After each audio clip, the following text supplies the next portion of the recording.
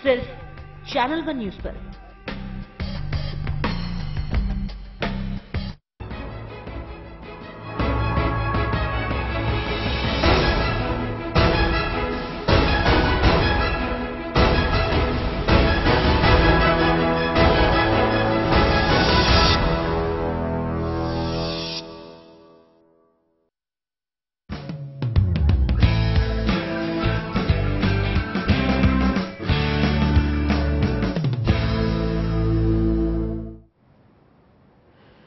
आतंक पर सरकार कितना भी लगाम लगाने की कोशिश करे, पर आतंक का चेहरा देश में दबे पांव आ ही जाता है। हर आतंकवादी तो सिर्फ दहशत फैलाने के इरादे के लिए ही आता है और उसका मकसद सिर्फ आतंक फैलाना होता है, चाहे उसके आतंक से हिंदू प्रभावित हो या मुस्लिम या फिर सिख या ईसाई। पर देश में आतंकवाद को भी अब राजनीतिक पार्टियों ने सियासी कारोबार की तरह देखना शुरू कर दिया है। राजनेता इस खौफ के मंजर को भी अपने वोट बैंक के लिए इस्तेमाल करने से परहेज नहीं करते। हाल ही में गृह मंत्री शिंदे ने आरएसएस पर आतंकवाद फैलाने का आरोप लगाया और अब बेंगलौर में हुए धमाके पर कांग्रेस नेता शकील अहमद ने बीजेपी पर तंज कसा है। नमस्कार, मैं हूं नेहा माहेश्वरी और आप देख रहे हैं न्यूज लाइन। आज न्यूज लाइन में सबसे पहले बात करेंगे धमाके पर राजनीति क्यों।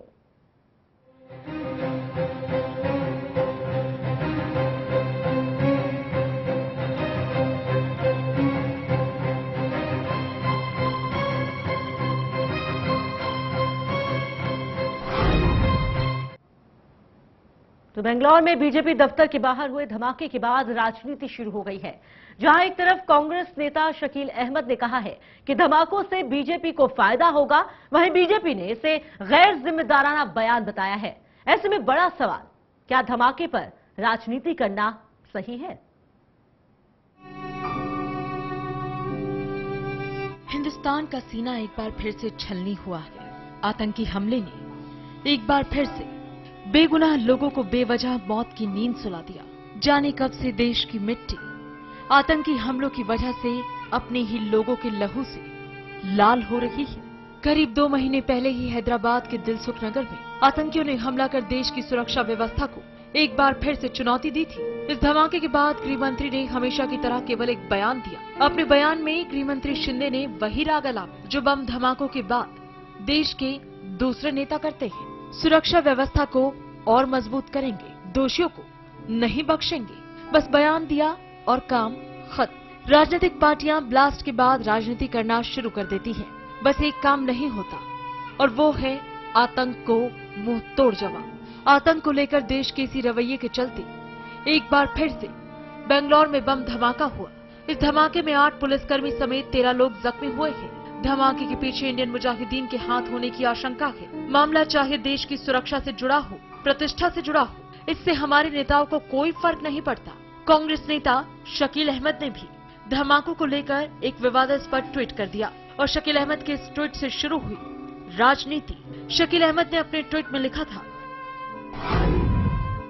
अगर बीजेपी दफ्तर के बाहर आतंकी हमला हुआ है तो इससे चुनाव में बीजेपी को राजनीतिक तौर पर फायदा होगा। शकील अहमद के ट्वीट से शुरू हुई राजनीति को बीजेपी नेता शाहनवाज हुसैन ने आगे बढ़ाते हुए कहा,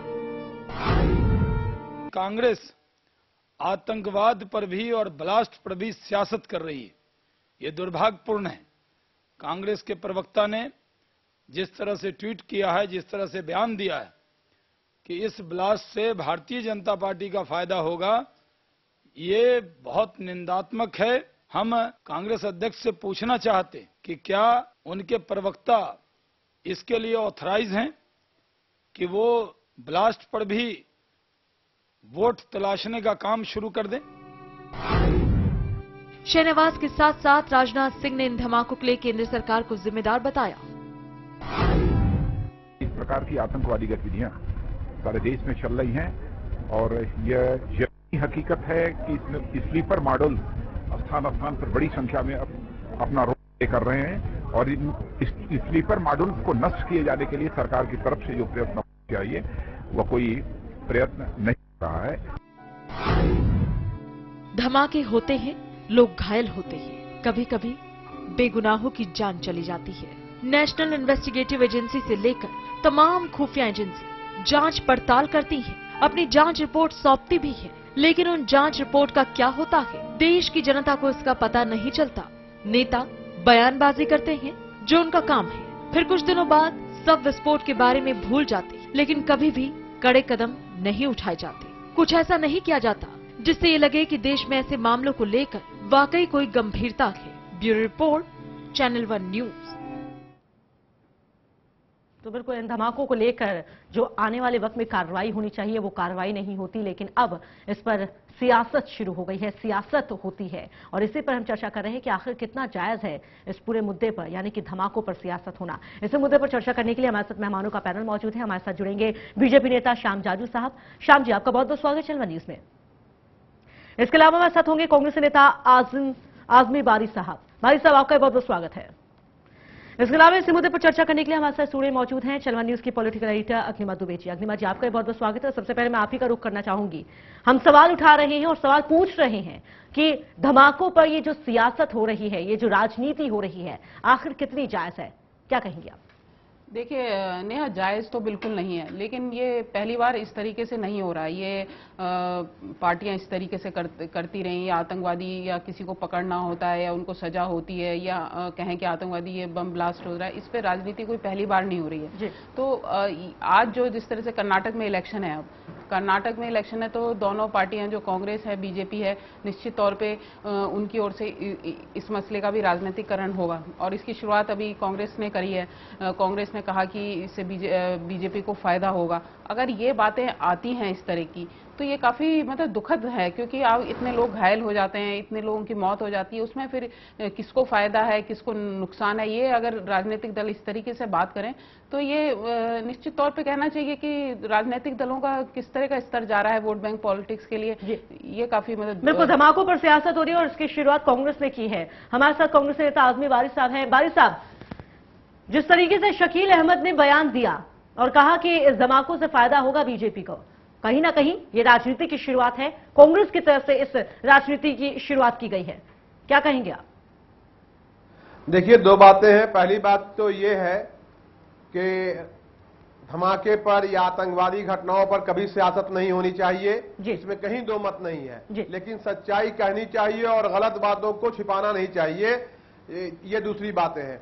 आज शकील अहमद ने जो कहा है वो 100% सही बातें कही हैं कि आज कर्नाटक में जहां इस तरह की घटनाएं हुई हैं वहां भारतीय जनता पार्टी समाप्त हो गई है, हाशिए पर खड़ी हो गई है, और ये देश पूरा जानता है कि वहां से अब भारतीय जनता पार्टी और सांप्रदायिकता समाप्त होने वाली है। तो एक सांप्रदायिकता का बड़ा खेल खेला गया है, तो कहीं ना कहीं इस खेल से सांप्रदायिकता को, भाजपा के तो बाद में सांप्रदायिक मानसिकता के लोगों को फायदा होगा, ये बात सच्चाई है। और जहां भी इस तरह की घटनाएं होती हैं उस घटनाओं में मैं एक बात जानना चाहता हूं, घटना होने से पहले किसी भी इंटेलिजेंस रिपोर्ट को, आईबी को, इंटेलिजेंस को, विजिलेंस को, किसी भी सीबीआई को उसकी जानकारी क्यों नहीं होती है, लेकिन जैसे ही घटना घटती है उसके 5 मिनट के बाद ये जानकारी किस तरह चली जाती है कि इसमें इंडियन मुजाहिदीन का हाथ है, इसमें जैश ए मोहम्मद का हाथ है, इसमें सब मुस्लिम संगठनों का हाथ नजर आ जाता है। ये 5 मिनट के बाद तुरंत ये खबर कैसे आती है, ये बात मुझे समझ में नहीं आता। मालेगांव में भी जब घटना घटी थी तो ये खबर आ गई थी कि जैसे मोहम्मद का हाथ है, उसी तरह पुलिस ही देती है ना, ये तो पुलिस ही बोलती है, होम मिनिस्ट्री की तरफ से आते हैं इस तरह की बातें। पुलिस दे, इंटेलिजेंस दे, सीबीआई दे, मैडम महेश्वरी जी, कोई दे, हम उसकी निंदा करते हैं कि 5 मिनट के अंदर ये कहां से जांच रिपोर्ट आ जाती है। और वो जांच रिपोर्ट मक्का मस्जिद के मामले में भी आ गई, अजमेर की घटना में भी आ गई, दिल्ली के जामा मस्जिद में भी आ गई, मालेगांव में भी आ गई। अभी ये घटना घटी है, देश में पूरी जानकारी लोगों को नहीं मिली, लेकिन विजिलेंस भाई साहब जो सवाल था वो सवाल कहीं खोता हुआ नजर आ रहा है। सवाल ये किया गया था कि कांग्रेसी नेता की तरफ से ये जो राजनीति की शुरुआत की गई उसे कितना जायज ठहराया जाए। आप कह रहे हैं कि पूरी तरह से कर्नाटक में सुपड़ा साफ हो चुका है बीजेपी का, ये फैसला करने का हक जनता के पास है, जनता को ये फैसला करना है। आप इतनी जल्दबाजी क्यों कर रहे हैं? और अगर इस तरह की राजनीति की जाती है, इस तरह के बयान दिए जाते हैं कि कहीं ना कहीं इससे बीजेपी को फायदा होगा, तो आपको ये लगता है कि कहीं ना कहीं आप ठेस पहुंचा रहे हैं उन लोगों को जो इस धमाके में जो शामिल हैं, या ये कहीं जो इस धमाके की वजह से घायल हुए, जख्मी हुए। हमारे साथ श्याम जाजू साहब भी हैं। जाजू साहब, कांग्रेस नेता की तरफ से राजनीति की शुरुआत हुई है, लेकिन ये राजनीति अब बढ़ती नजर आ रही है, क्या कहेंगे आप? शकील अहमद जी ने एक घटिया बयान देकर कांग्रेस पार्टी इस प्रकार की घटनाओं में कैसा सोच रखती है इसका प्रदर्शन किया है। उसके बाद कांग्रेस पार्टी के प्रवक्ता हाँ ना करते इस बयान से अपना पल्ला झाड़ रहे हैं। अभी भी प्रवक्ता, उनके प्रतिनिधि यहाँ पर उनकी साइड ठीक है और इस पे राजनीति हो रही है, ये मंजूर कर रहे हैं। इस प्रकार की घटिया मानसिकता रखने वाले कांग्रेस वालों को ये पूरा देश अभी जल्दी से जल्दी वो बोल रहे हैं कि कर्नाटक में भारतीय जनता पार्टी का सुपड़ा साफ हो रहा है। हमारा सुपड़ा कर्नाटक में साफ हो रहा है कि पूरे देश से कांग्रेस का सुपड़ा साफ हो रहा है, जल्दी ही दिखने वाला है। सवाल वो नहीं है। इस प्रकार की घटना एक बार नहीं हो रही। 2005 से लेकर यूपीए 1 और यूपीए 2 सरकार के कार्यकाल में 23 बार ये घटनाएं रिपीट हो रही है। अलग अलग स्थानों पे रिपीट हो रही है, सेम प्रकार से रिपीट हो रही है। सरकार वो कर नहीं पा रही और सरकारी प्रवक्ता, सरकारी पार्टी के, रूलिंग पार्टी के प्रवक्ता कह रहे हैं कि घटना होने के बाद कैसे तुरंत मालूम होता है। ये आप जनता को क्यों पूछ रहे हैं?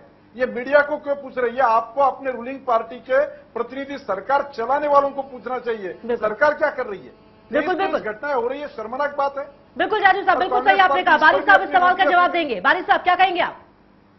जी, पहले तो उन्होंने एक दूसरा सवाल रखा कि जिस तरह के शब्द का प्रयोग कर रहे हैं और शब्दों के वाहन चला के वो घटिया बातें कर रहे हैं, उन्होंने मर्यादा का उल्लंघन करते हुए ये कह रहे हैं कि कांग्रेस घटिया राजनीति करती है। तो देश में सांप्रदायिकता की राजनीति करने वाले और आपस में शब्दों का वाहन चलाने वाले लोग अगर दूसरे पर आरोप लगाते हैं तो ये दुर्भाग्यपूर्ण है। पहले उनको अपने गिरबान में झांक के देखना चाहिए कि उन किन शब्दों का प्रयोग करते हैं।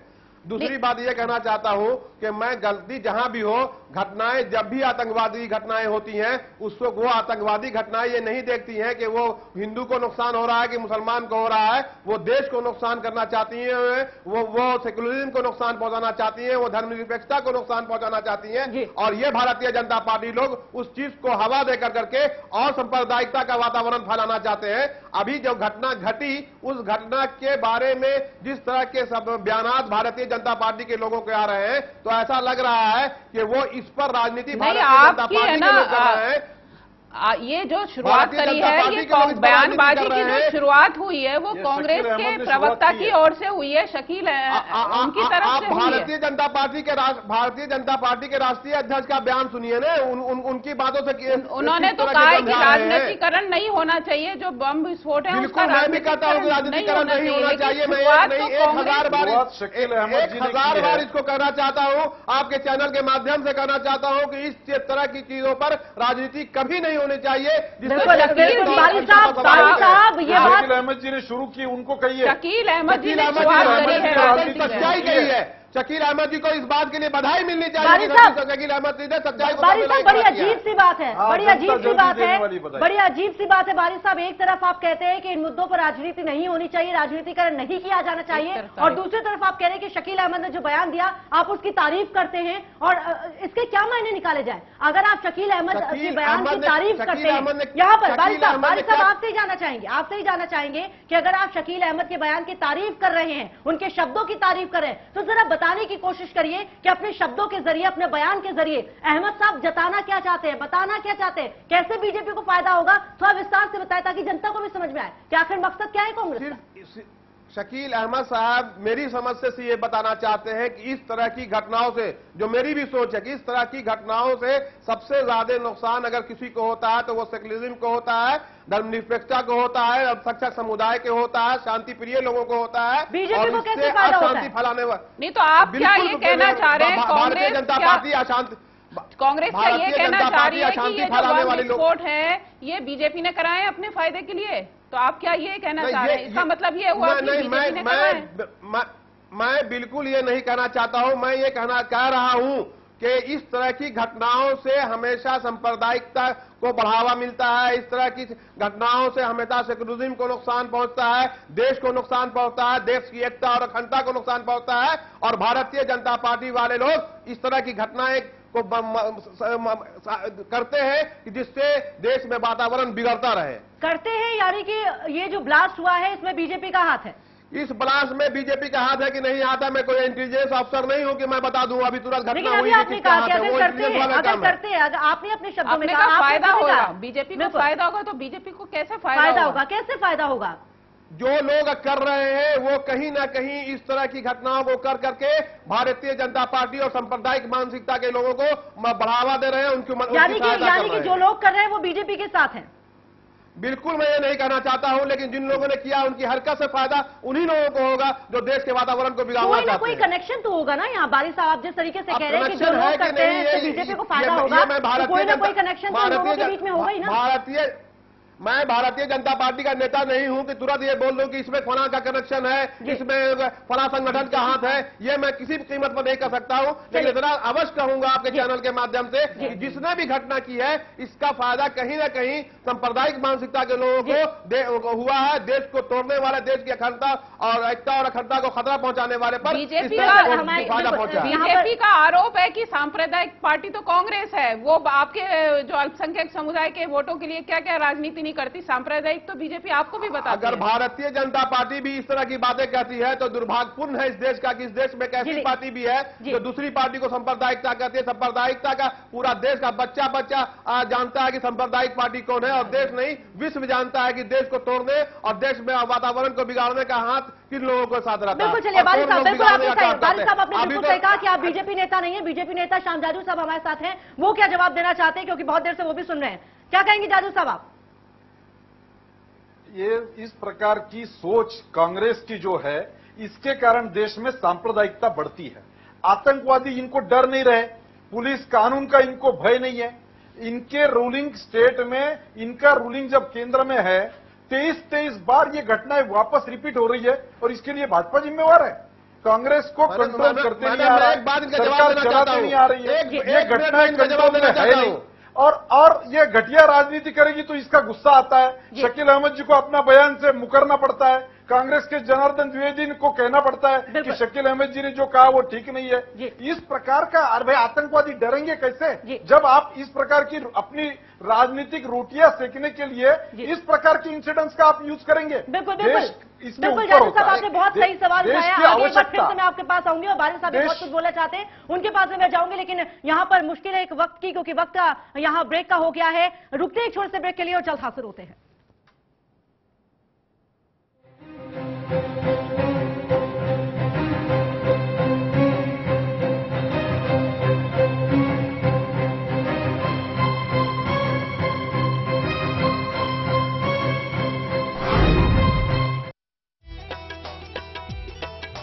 गन्ने के दामों के बारे में बात कहूँ मैं खास, अपने कार्यकाल में गन्ने का दाम चढ़ा दिया आकाश। भूपेंद्र सिंह हुड्डा ने, भूपेंद्र सिंह हुड्डा ने,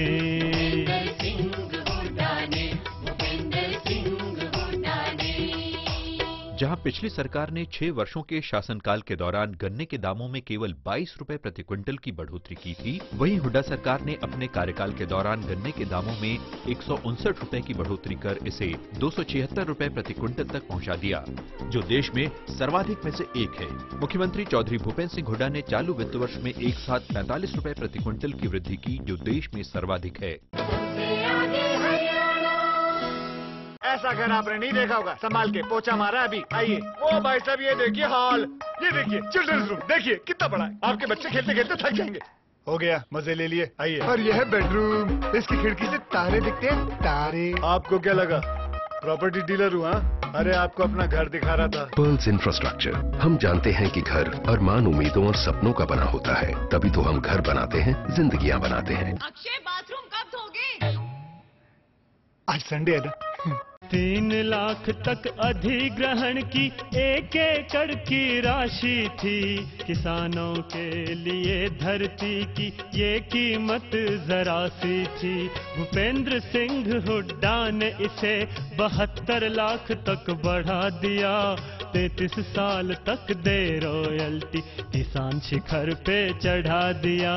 33 साल तक देकर रॉयल्टी, किसान शिखर पे चढ़ा दिया।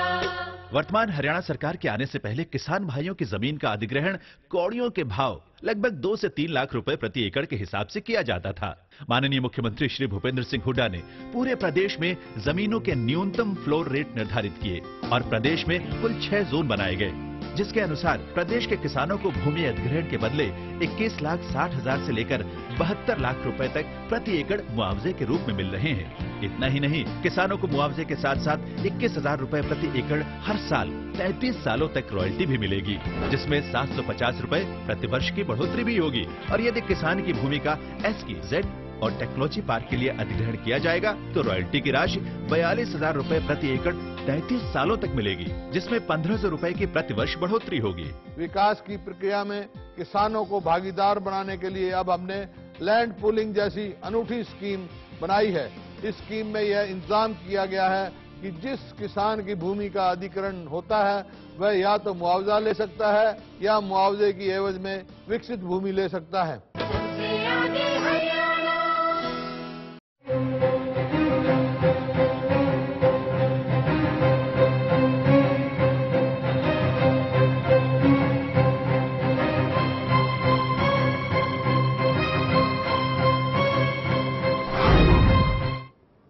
तो ब्रेक के बाद आपका एक बार फिर से स्वागत है। हम बात कर रहे हैं धमाकों की, धमाकों पर हो रही सियासत की। जी हां, बेंगलुरु में जिस तरीके से धमाका हुआ और धमाके के बाद अब जो राजनीति शुरू हो गई है, राजनीतिकरण हो रहा है इस पूरे मसले को लेकर, इसी पर हम चर्चा कर रहे हैं। तमाम नेता हमारे साथ मौजूद है, बीजेपी के नेता भी मौजूद है, कांग्रेस के नेता भी मौजूद हैं, हमारे साथ पॉलिटिकल एडिटर भी हैं। सबसे पहले रुक करना चाहूंगी मैं श्याम जाजू साहब का, क्योंकि ब्रेक पे जाने से पहले श्याम जाजू साहब बोल रहे थे और कहीं ना कहीं जिस तरीके से कांग्रेस नेता अपने आप को बचाने की कोशिश कर रही है, या ये कहें कि कहीं ना कहीं शकील अहमद के बयान को भी वो सही ठहरा रही हैं, तो इसी पर हम चर्चा करते हैं। जाजू साहब कुछ कह रहे थे आप? जी, मैं ये कह रहा था कांग्रेस की जो मानसिकता है इसलिए सांप्रदायिकता बढ़ती है। देश में सरकार को, आतंकवादियों को डर नहीं है सरकार के बारे में। बार बार ये घटनाएं रिपीट क्यों हो रही है, इसकी चिंता नहीं है कांग्रेस को कि जो ये घटनाएं रोके कैसे, इसके लिए सभी पार्टियों की कैसी मदद ले। वो छोड़ के इस प्रकार के आरोप करेंगे। ऐसे आरोप प्रत्यारोपों से देश का वातावरण बिगड़ रहा है, क्रिमिनल्स लोगों को बढ़ावा मिल रहा है, आतंकवादियों की इच्छा शक्ति बढ़ रही है और देश संकट में आ रहा है। देश, अपना देश, समाज शांतिपूर्ण समाज चाहता है। इसकी चिंता कांग्रेस को नहीं है, इसका उनको सोचना चाहिए कि और ये करके अपनी घटिया मानसिकता बता रहे हैं और जल्दी चुनाव आने वाले कौन समाज क्या सोच रहा है, दूध का दूध पानी का पानी जल्दी होने वाला है। कांग्रेस वालों को उसकी चिंता करने की जरूरत नहीं है। बिल्कुल जाजू साहब, बिल्कुल सही आपने कहा। आज के अटैक का पूरा टारगेट भारतीय जनता पार्टी थी। बिल्कुल, भारतीय जनता पार्टी के ऑफिस के बाहर यह अटैक हुआ है। नेहा जी, ये सोची समझी साजिश।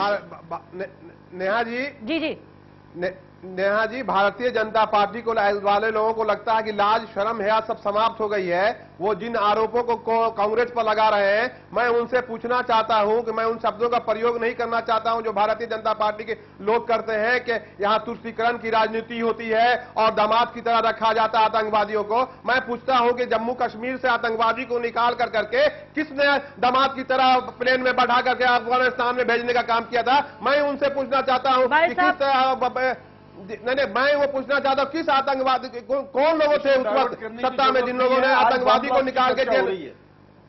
नहीं, मैं उनसे पूछना चाहता हूं कि उस वक्त आपने आतंकवादी को जेल से निकाल के प्लेन में बैठाल के अफगानिस्तान पहुंचाने का काम किसने किया था? और कांग्रेस पर उंगली उठाने से पहले आपको समझना चाहिए कि कांग्रेस वाले ने फांसी देने का काम किया है आतंकवादियों को। वो किसी हेलीकॉप्टर से बैठा करके और विदेश मंत्री का सुनिए ना, बात सुनने का पेशेंस रखिए। भारतीय जनता पार्टी के नेताओं की तरह नहीं, मैं ये कहना चाहता हूं कि भारतीय जनता पार्टी की तरह आतंकवादियों को प्लेन में बैठा करके अफगानिस्तान पहुंचाने का काम कांग्रेस पार्टी ने नहीं किया। कांग्रेस पार्टी ने आतंकवादियों को फांसी देने का काम किया है। लगातार फांसी अभी दो तरह की गई है और कई तरह की आलोचनाएं होने के बाद भी आतंकवादी को समाप्त करने के लिए और आतंकवादियों का मनोबल गिराने के लिए कांग्रेस पार्टी ने उन आतंकवादियों को फांसी देने का काम किया है। इसलिए कांग्रेस कभी आतंकवादियों को प्रोत्साहन नहीं देती है। प्रोत्साहन देने का काम भारतीय जनता पार्टी करती है और इसलिए करती है कि उसको समझ में आता है कि देश में आतंकवादी बढ़ेंगे, देश में सांप्रदायिकता माहौल बनेगा, देश में दंगा और फसाद होगा तो भारतीय जनता पार्टी को इसका फायदा पहुंचेगा। बिल्कुल, जिस तरीके से जाजू साहब आपको याद होगा इससे पहले जब गृह मंत्री शिंदे ने बयान दिया था तब यह आरोप लगाया था कि आरएसएस आतंकवाद को बढ़ावा दे रही है और आज जिस तरीके से बारिश साहब बोल रहे हैं कि कहीं ना कहीं बीजेपी की तरफ से आतंकवादियों को समर्थन दिया जाता है, क्या कहेंगे आप? एक के बाद एक लगातार कांग्रेस की तरफ से हमले किए जा रहे हैं। माफी भी मांगी है उस बयान की। जी, पूरे जनता नहीं के माफी मांगी है, सामने, उन्होंने पूरे देश के स्पष्टीकरण सामने दिया और है, पार्लियामेंट की माफी सदन नहीं मांगी पर है। सुशील कुमार शिंदे को माफी मांगनी पड़ी है उस बयान पर कि आरएसएस आप उस माफी को पढ़ने का प्रयास कीजिए पहले। अगर आरएसएस आतंकवादी प्रशिक्षण चलाती है तो क्यों नहीं आरएसएस पर पाबंदी लगाते? है हिम्मत तो लगा के देखिए। क्यों ये बार बार अगर भाजपा इस प्रकार के संप्रदायवाद बढ़ाती है तो भाजपा पर क्यों नहीं कार्रवाई करते? के बारे में उनको क्या कहना है? भारतीय जनता पार्टी के साथियों को कर्नल पुरोहित के बारे में क्या कहना है? प्रतिज्ञा सिंह ठाकुर के बारे में क्या कहना है? और बार बार एनडीए के कार्यकाल की घटना का उल्लेख कर रहे जिसमें सभी पार्टियों का मिलकर वो निर्णय हुआ था। उस टाइम कांग्रेस ने क्यों नहीं विरोध किया? आज का बम ब्लास्ट का विरोध छोड़कर इशू डाइवर्ट करके समस्या का हल नहीं निकलेगा। समस्या का हल जिनको देश की चिंता है, जिनको समाज की चिंता है, उनको सोच विचार करके करना पड़ेगा। इस प्रकार के आरोप प्रत्यारोपण से काम नहीं चलेगा। बिल्कुल सही कहा आपने कि आरोप प्रत्यारोपों से काम नहीं चलेगा। अग्निमा जी, यहाँ पर एक सवाल उठता है, जिस तरीके से बेंगलुरु में धमाका हुआ, इस पर राजनीतिकरण हो रहा है, राजनीति हो रही है। 2 दिन पहले या ये कहें कि कल जिस तरीके से बोस्टन में धमाका हुआ, उसके बाद क्या कहेंगे आप? अमेरिका में धमाका होता है, अमेरिका में धमाका होता है तो राजनीति नहीं होती, लेकिन अगर भारत में धमाका होता है तो उस पर राजनीति की जाती है। क्या कहेंगी आप? कहीं ना कहीं हम देश जो कह सकते हैं दुनिया से तुलना करने की बात करते हैं, देश को आगे बढ़ाने की बात करते हैं, लेकिन जो यही चीज है इससे कभी सबक नहीं लेती देश। कांग्रेस बीजेपी बात करें, आप देखिए यूपी में जब से मुलायम सिंह की सरकार आई, आप देखिए कितने दंगे हो रहे हैं। पोलराइजेशन की जो कोशिश होती है हमारे राजनीतिक दलों द्वारा, अभी आप भुल्लर की देख लीजिए, वो खालिस्तान का आतंकवादी था, उसको लेके सोनिया गांधी मिल रही है पीएम से, उनकी फांसी की सजा के लिए वो अकाली दल के आ रहे हैं यहाँ पे और कह रहे हैं उनकी माफ होनी चाहिए। तो ये कोई एक पार्टी का मसला नहीं है, उस दिन भी अपन चर्चा कर रहे थे। तो ये पूरे सब जो मसला है वोटों की राजनीति, उसमें कोई भी दल को हम नहीं कह सकते कि कोई बहुत पाक साफ है आज। लेकिन हम अगर आज की घटना की बात करें तो कांग्रेस ये इशारा कर रही है कि ये सब बीजेपी ने अपने फायदे के लिए कहीं से कहीं चीजें हुई है, कहीं मतलब इस तरह से कह रहे हैं। लेकिन ऐसा जांच में है, जांच में सरकार तथ्य सामने लाए। सबसे बड़ी बात है कि सरकार क्या तथ्य लाती है सामने। बिल्कुल, यहाँ पर आपसे बारी साहब, पहले आपके पास फिर जाजू साहब के पास में जाऊंगी। आपसे बारी साहब यहाँ पर, क्योंकि आप कांग्रेस नेता हैं और शकील अहमद की तरफ से यह बयान दिया गया है, आपको ही लगता है कि कहीं ना कहीं अगर हम आगे देश को बढ़ाने की बात करते हैं, भारत को आगे बढ़ाने की बात करते हैं, दुनिया से तुलना करते हैं, तो इस मामले में भी यहाँ सबक लेने की जरूरत है? अमेरिका में राजनीति नहीं होती, कदम उठाया जाता है। कब उठाएगा भारत कदम? बिल्कुल, देश को तरक्की के रास्ते पर, प्रगति के रास्ते पर, उन्नति के रास्ते पर ले जाने के लिए इस तरह की घटनाओं की जितनी निंदा की जाए और इस पर जल्द से जल्द कार्रवाई की जाए, इसमें कहीं दो मत नहीं है। लेकिन दूसरे लोग कार्रवाई करने देने के बजाय तुरंत राजनीति करना शुरू करते हैं। जब शिंदे साहब ने कहा कि कहीं ना कहीं आरएसएस का हाथ है तो पूरे देश में बवाल मच गया। तो मैं पूछना चाहता हूं बीजेपी के हमारे जो आदरणीय साथी हैं कि क्या जनरल पुरोहित क्या कर रहे थे, प्रतिज्ञा सिंह ठाकुर क्या कर रही थी? और उन लोगों का जब मामला आया तो पूरा, जब आरएसएस का मुखौटा सामने आया और भगवा दहशतगर्दी सामने आई, तब फिर इन लोगों का जबान बंद क्यों हो गया? मैं ये कहना चाहता हूं इन लोगों को बारी साहब घूम फिर फिर वही बात पे आ गए, फिर वही उस पॉइंट पर हम आ गए। निंदा कर रहे हैं, घटना की निंदा करते हैं, लेकिन फिर आरोप प्रत्यारोपों का दौर शुरू होता है। इसी को तो राजनीति कहते हैं। जाजू साहब के पास जाएंगे। जाजू साहब, क्या कहेंगे आप? कब हम आगे बढ़ेंगे, कब हम सबक लेंगे और कब हम कदम उठाएंगे? धमाका हुआ, राजनेताओं की मानसिकता क्या होती है? अमेरिका के सभी नेतृत्व ने तुरंत घटना की निंदा कर ये लोगों को आश्वासन दिया कि इसकी घटना की पुनरावृत्ति नहीं होगी और किसी को भी बख्शा नहीं जाएगा।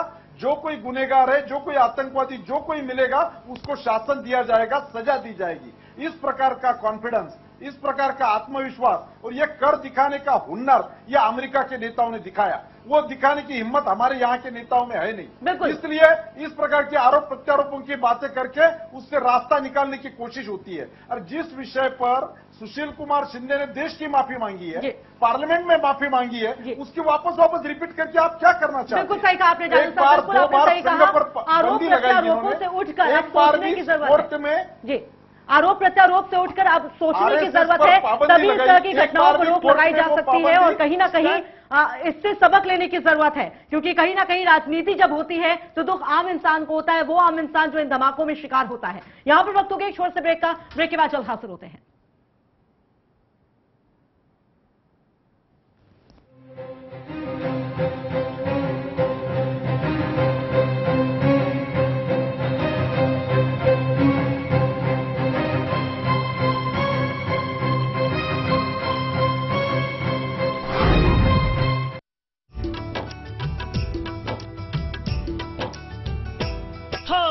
बिजली समस्या के बारे में हुड्डा ने किया विचार।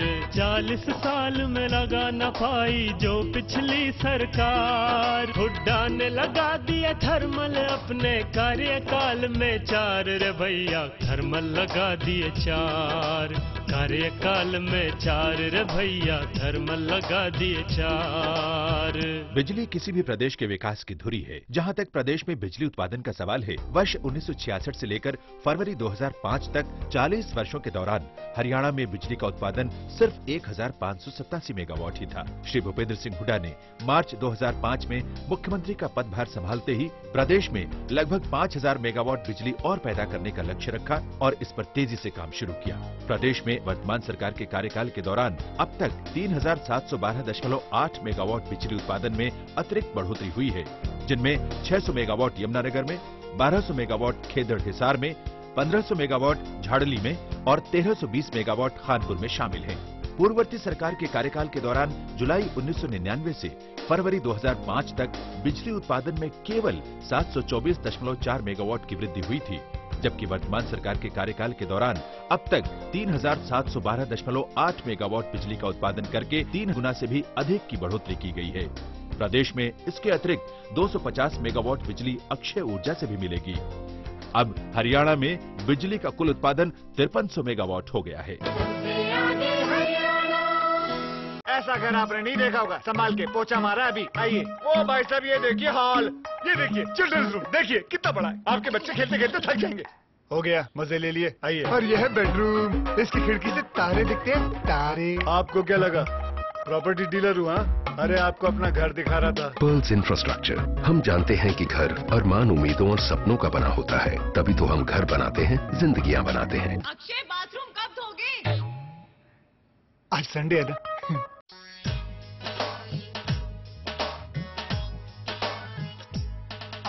विकास की झड़ी लगी, विकास की झड़ी, हुड्डा ने लगा दी है विकास की झड़ी। विकास की झड़ी लगी, विकास की झड़ी, हुड्डा ने लगा दी है विकास की झड़ी। भूपेंद्र सिंह ने जन जन का कल्याण किया, आधुनिक हरियाणा का निर्माण किया। आधुनिक हरियाणा का निर्माण किया। आधुनिक हरियाणा का निर्माण किया।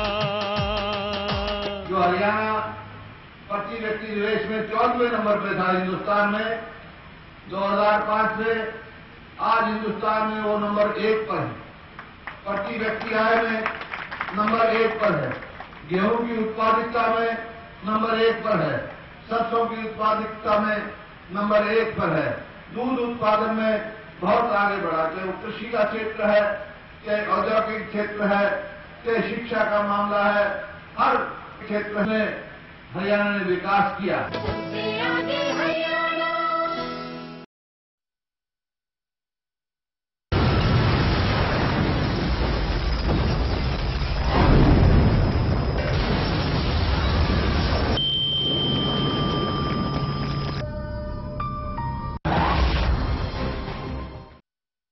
तो ब्रेक के बाद आपका एक बार फिर से स्वागत है। सुप्रीम कोर्ट ने संजय दत्त को एक बड़ी राहत दी है। कोर्ट ने उन्हें सरेंडर करने के लिए 4 हफ्तों का समय दिया है। कोर्ट ने संजय दत्त की ओर से दलीलें सुनने के बाद 6 महीने की मोहलत देने से इनकार कर दिया। 21 मार्च को सुप्रीम कोर्ट ने संजय दत्त को 5 साल की सजा सुनाई। संजय को मिली सजा से पूरा बॉलीवुड सख्ते में था। दुखी तो संजय भी थे, लेकिन उन्होंने माफी के लिए याचिका दायर करने से साफ इनकार कर दिया था। लेकिन जैसे जैसे तारीख नजदीक आने लगी, उन पर सरेंडर का दबाव बढ़ने लगा। संजय पर बॉलीवुड के करोड़ों रुपए दांव पर लगे थे। करोड़ों की लागत से बनने वाली कुछ फिल्में जहां अधर में लटकी थी, वहीं कुछ फिल्में शुरू होने का इंतजार कर रही थी। इसी बीच संजय ने सुप्रीम कोर्ट में याचिका दायर कर सरेंडर के लिए 6 महीने की मोहलत मांगी। संजय दत्त की याचिका पर सुनवाई करते हुए सुप्रीम कोर्ट ने उन्हें 4 हफ्ते की राहत दी है।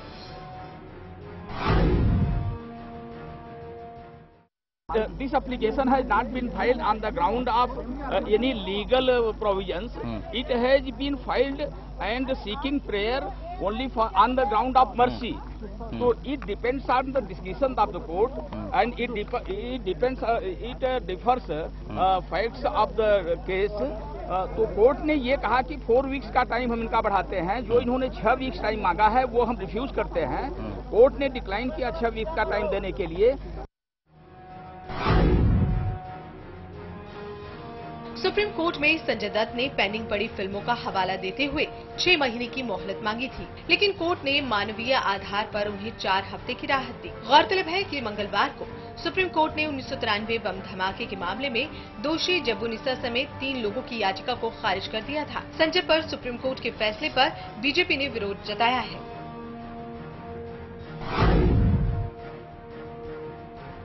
संजय दत्त पर गैर कानूनी तौर पर हथियार रखने का आरोप है और इसी आरोप में उन्हें दोषी करार दिया गया, जिसके बाद कोर्ट ने उन्हें आर्म्स एक्ट के तहत 6 साल की सजा सुनाई थी, जिसे सुप्रीम कोर्ट ने 5 साल कर दिया था।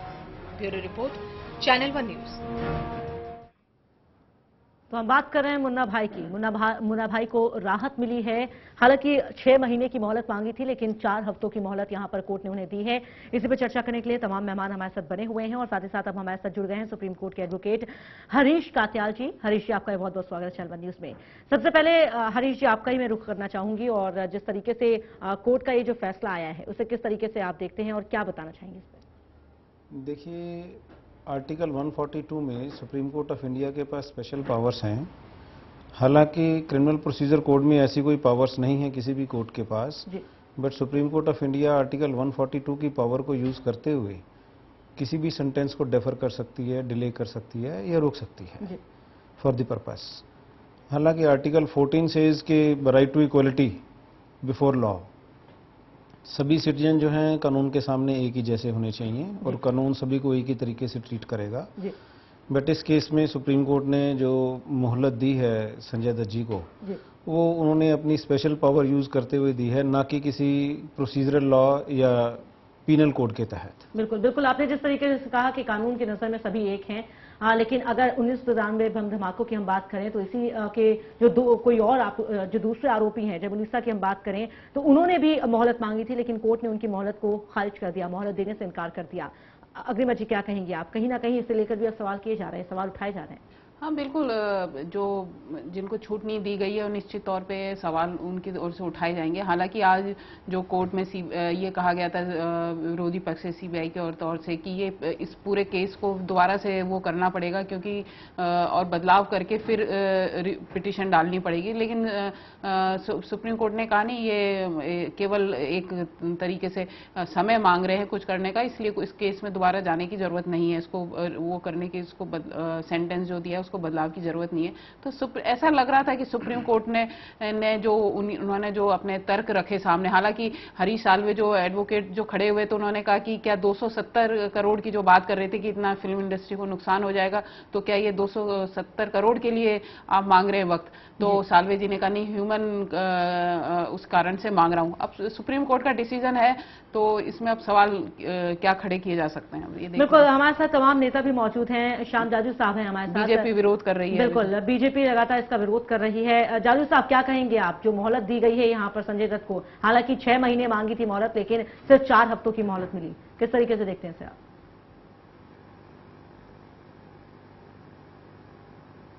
जाजू साहब, क्या आप हमें सुन पा रहे हैं?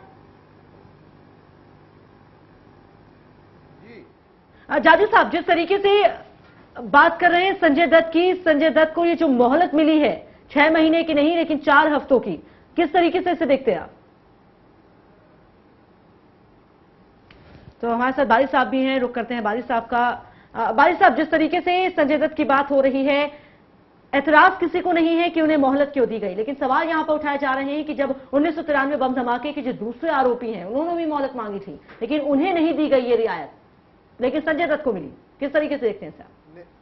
नेहा जी, अभी आप चर्चा कर रही थी आतंकवाद पर, तो आतंकवाद पर जब चर्चा होती है तो निर्दोषों को नहीं फंसाना चाहिए, और आतंकवाद पर जब चर्चा होती है तो आतंकवाद क्या है और आतंकवाद से अलग चीजें क्या होती हैं। संजय दत्त को जैसे ही सजा हुई, भारतीय जनता पार्टी के नेताओं ने जिस तरह से उसमें हंगामा मचाया। उनको इस बात की समझ में भी नहीं आई कि कहीं भी आतंकवाद का जो सेक्शन होता है वो सेक्शन संजय दत्त पर नहीं है। संजय दत्त पर सिर्फ 25 आर्म्स एक्ट का सेक्शन लगा हुआ है, जिसको कहीं से आतंकवाद से मतलब नहीं होता है। और उस समय को आप भी याद कीजिए नेहा जी, जिस समय मैं आज आपके चैनल के माध्यम से देश की जनता को जो चैनल देख रही है उनसे भी मैं आग्रह करना चाहता हूं, उस समय के वातावरण को देखिए कि किस वातावरण में, किस परिस्थिति में संजय दत्त ने अपने प्रोटेक्शन के लिए आर्म्स रखा था। और वो गलत काम किए थे। आर्म्स नहीं रखना गैर कानूनी काम है, लेकिन जो देश का वातावरण था उस वातावरण के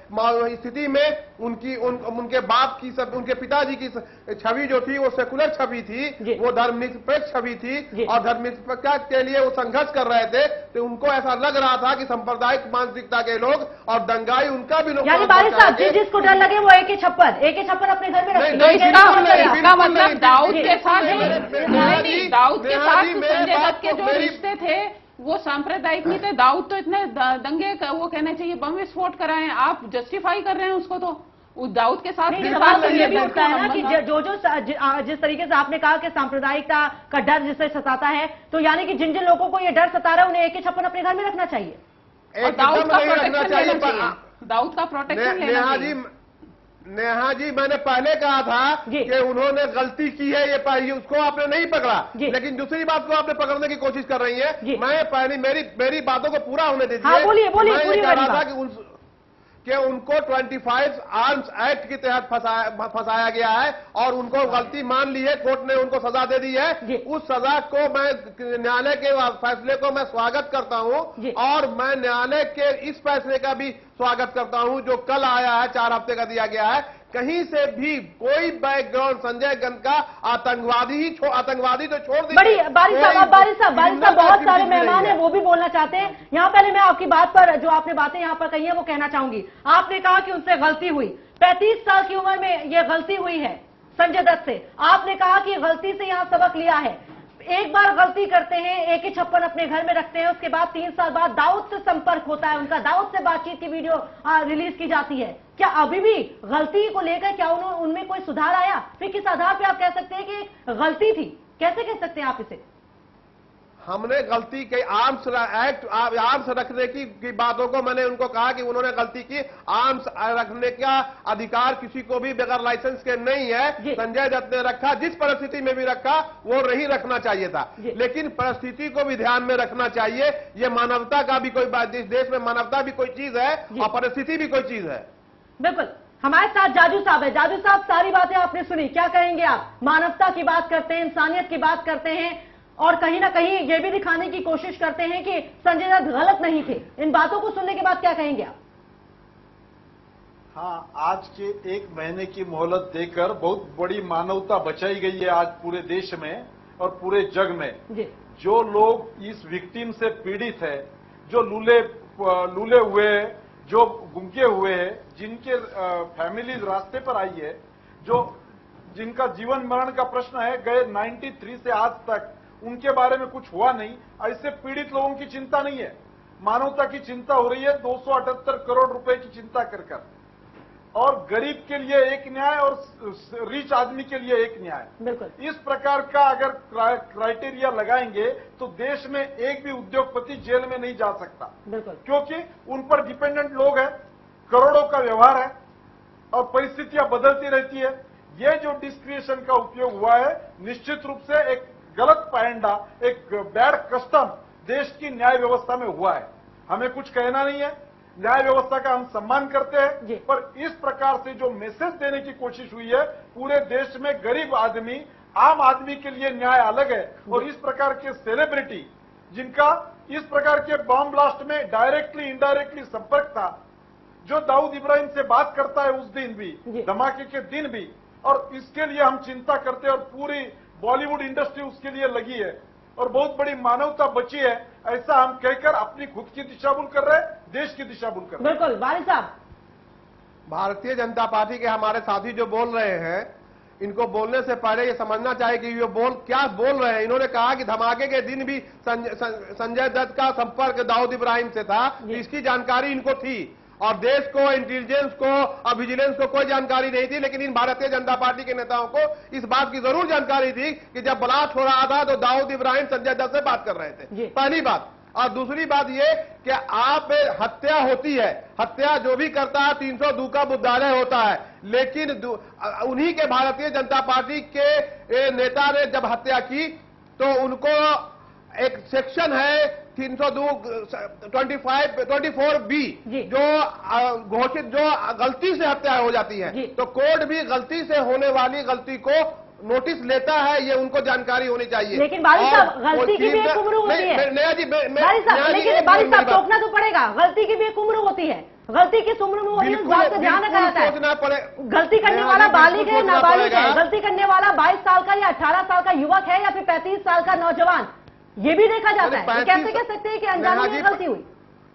नेहा जी 35 साल का कि 50 साल का मैं उस पर नहीं जाना चाहता, मैं ये कहना चाहता हूं कि बैकग्राउंड क्या है। बैकग्राउंड अगर आतंकवादी का है, बैकग्राउंड अगर क्रिमिनल का है, बैकग्राउंड कोई गलत किस्म का है, हर आतंकवादी जो आतंकवादी पकड़ा जाता है या आतंकवादी होता है उसका मतलब ये थोड़ी हुआ उसके फादर मदर आतंकवादी थे। ये तो इसका मतलब आप तो ये बता रहे हैं कि नहीं, एक आतंकवादी है, जरूरी है उसके फादर मदर, हर आतंकवादी के फादर मदर आतंकवादी हैं? ये आप क्या बात कर रहे हैं? फादर मदर बात तो वही हो गई ना, बैकग्राउंड। सुनील दत्त कांग्रेस के नेता थे, बड़े नेता थे, सब कुछ थे, ठीक है, तो और भी आतंकवादी जो हैं उनके भी फादर मदर कोई आतंकवादी थोड़ी होंगे। कितनों के आप ऐसे निकाले? हम तो संजय दत्त की बात कर रहे हैं। दत्त के बेटे हो गए, इसलिए आप कहीं आतंकवादी नहीं था, दत्त के बेटे अपराधी चरित्र नहीं थे, उनके संबंध होना सही हो गया?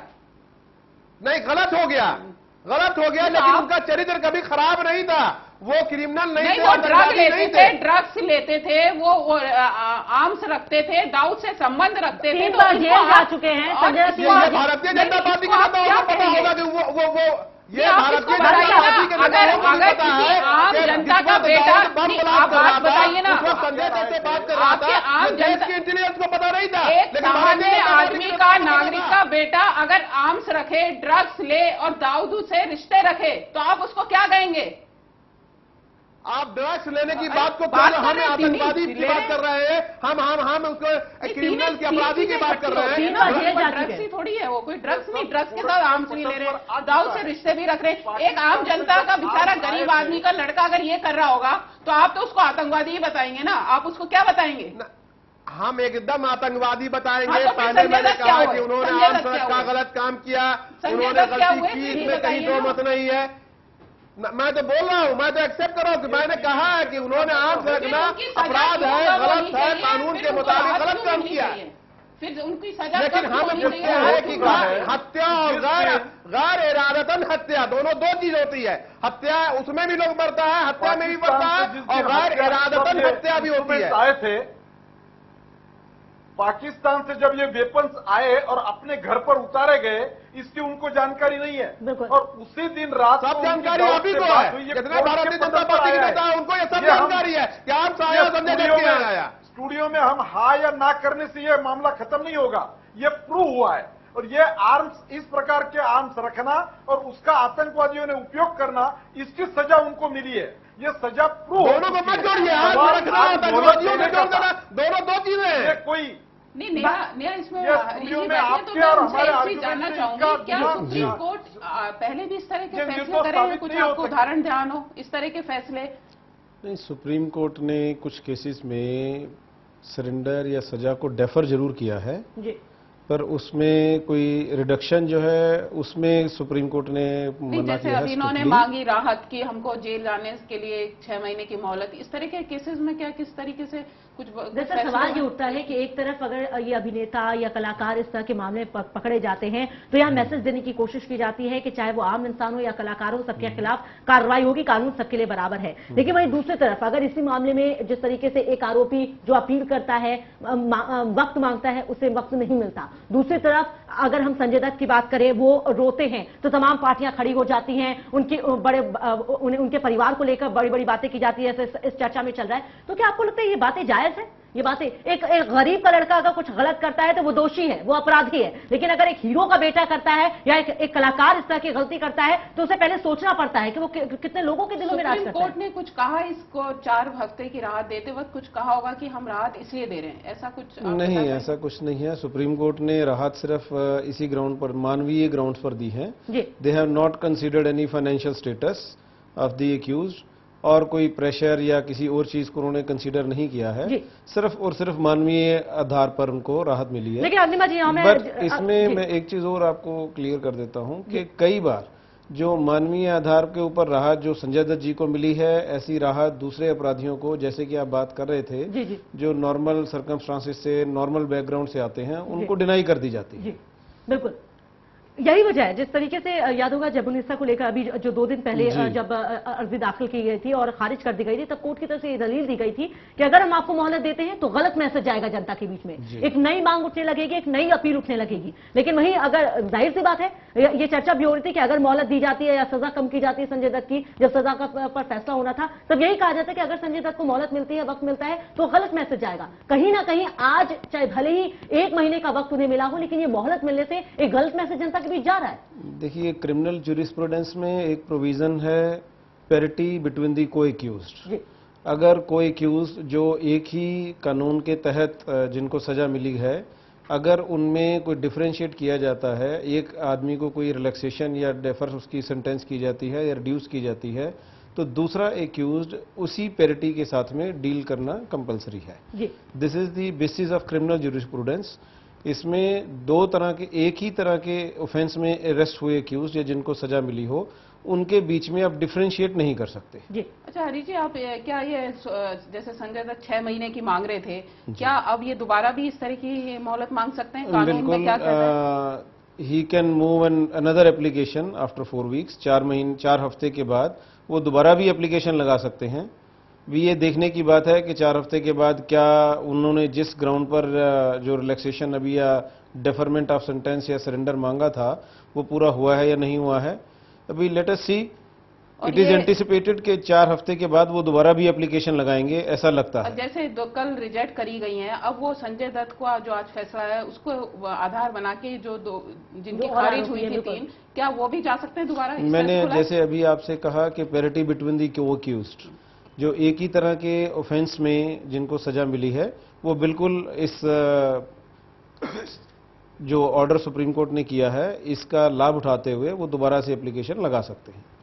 बिल्कुल, तो कहीं ना कहीं उनके पास भी एक कह सकते हैं ग्राउंड ऑफ अपील उनके पास दोबारा आ गया। बिल्कुल, अपील करने की यहाँ पर एक वजह बचती है जिसे आधार बनाकर वो अपील कर सकते हैं। बहरहाल आने वाले वक्त में क्या होता है, लेकिन हमारी चर्चा लगातार जारी है कि क्या संजय दत्त को ये मोहलत मिलनी चाहिए थी, क्योंकि भले ही वो बड़ी बड़ी दलीलें दे रहे हैं कि नुकसान हो रहा है इंडस्ट्री को, काफी पैसा लगा हुआ है, लेकिन ये कितनी जायज है? क्योंकि कहीं ना कहीं जनता के बीच में भी एक सवाल उठने लगता है कि काश अगर हम एक हीरो होते या हीरो के बेटे होते तो हमें भी शायद ये मोहलत मिल सकती थी, हमें भी शायद थोड़ी सी राहत मिल सकती थी। हमारे साथ जाजू साहब लगातार बने हुए हैं। जाजू साहब, कहीं ना कहीं इस मोहलत के जरिए, भले ही जरूरत हो इस समय संजय दत्त को इस मोहलत की 1 महीने की, लेकिन इस मोहलत के मिलने से एक गलत मैसेज, एक नए अध्याय की आपको नहीं लगता शुरुआत हो गई है, जिसे लेकर अब चर्चाओं का दौर शुरू होगा, आम जनता भी चर्चा करेगी?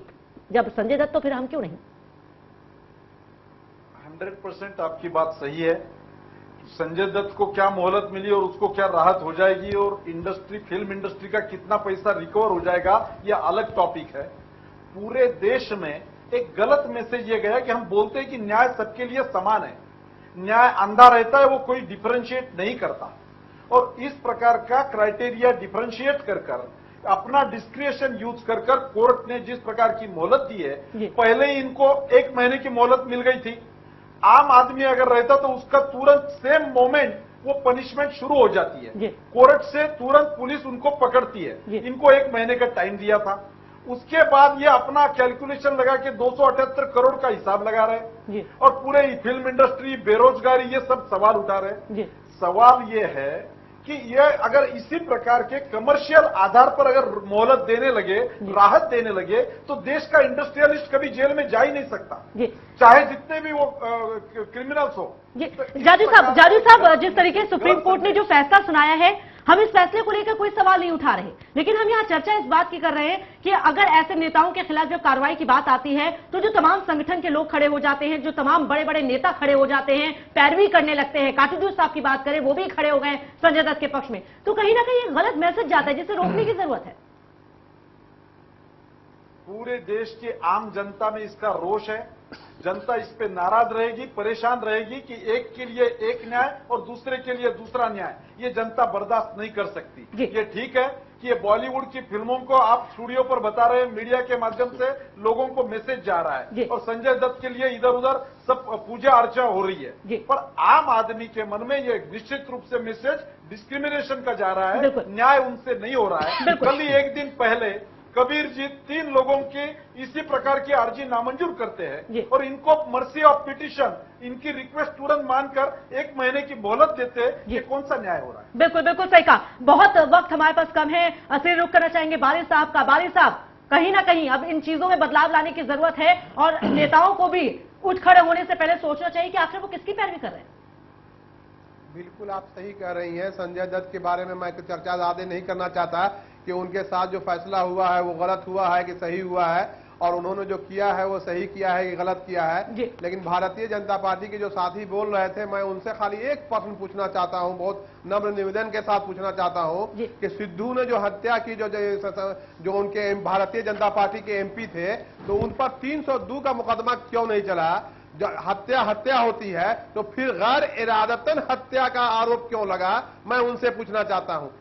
बिल्कुल वकील साहब बताएंगे। आपने जो सवाल पूछा है, आपने जो सवाल पूछा है इसका जवाब अच्छी तरीके से हरीश जी दे सकते हैं। हरीश जी क्या कहेंगे? सवाल दोहराइए प्लीज। बारी साहब, जो सवाल आप कर रहे थे सिद्धू से रिलेटेड। आप भारतीय जनता पार्टी के नेता जो सिद्धू साहब हैं, सांसद हैं अमृतसर से, उन्होंने एक हत्या की थी, उन पर 302 का मुकदमा क्यों नहीं चला? उन पर हत्या का आरोप क्यों नहीं लगा? उन पर गैर इरादतन हत्या का आरोप क्यों लगा? मैं ये जानना चाहता हूँ। बाहरी साहब, ऐसा है कि जो वो हत्या हुई थी वो सडन डेथ थी, that is not plan death. जो रोड रेस में हुई थी, बाहरी साहब देर से यही बात कर रहा हूँ। बाहरी साहब, संजय दत्त ने किया आप पहले अपनी बात का जवाब लीजिए। परिस्थितिवश किया है। बाहरी साहब, मैं पॉलिटिशियन नहीं हूं, आप पहले मेरे से लीगल जवाब ले लीजिए, उसके बाद आप बहस कीजिएगा। क्या जवाब लें आपसे? आपको तो मैं यही कितना देर से कहना चाहता था कि संजय दत्त ने जो किया है वो भी गैर इरादतन किया है। बरी साहब यहाँ वक्त की कमी है, बरी साहब यहाँ वक्त की कमी है, लेकिन एक बात यहाँ पर जरूर यहाँ पर रखना चाहेंगे कि लगता है आपकी जो सुई है वो अटक कर रह गई है। आप बार बार संजय दत्त को घूम फिरा कर कह रहे हैं कि उससे गलती हुई है। गलती एक बार होती है, लेकिन वही गलतियां जब कई बार होती है तो गुनाह कहलाया जाता है, और कहीं ना कहीं संजय दत्त भी के नाम के साथ ये गुनाह शब्द जुड़ गया है, जिसे आपको मानना होगा और समझना होगा। गलती नहीं है बिल्कुल, और संजय दत्त की गलती है जी। चलिए, बहुत बहुत शुक्रिया आप सभी मेहमानों का हमारे साथ जुड़ने के लिए। बरी साहब आपका बहुत बहुत शुक्रिया, जाजू साहब आपका बहुत बहुत शुक्रिया, कात्याल साहब आपका बहुत बहुत शुक्रिया और अजीम जी आपका बहुत बहुत शुक्रिया। तो इसी के साथ न्यूज 9 में बस इतना ही। मुझे दीजिए इजाजत, नमस्कार।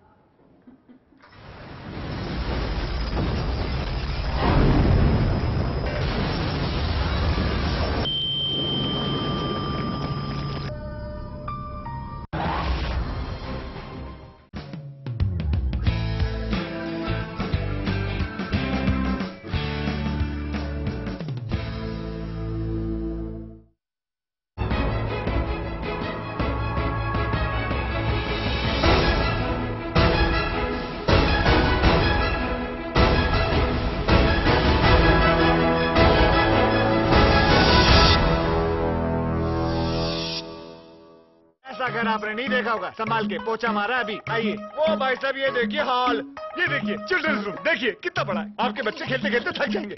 हो गया, मजे ले लिए। आइए। और यह है बेडरूम, इसकी खिड़की से तारे दिखते हैं, तारे। आपको क्या लगा प्रॉपर्टी डीलर हुआ?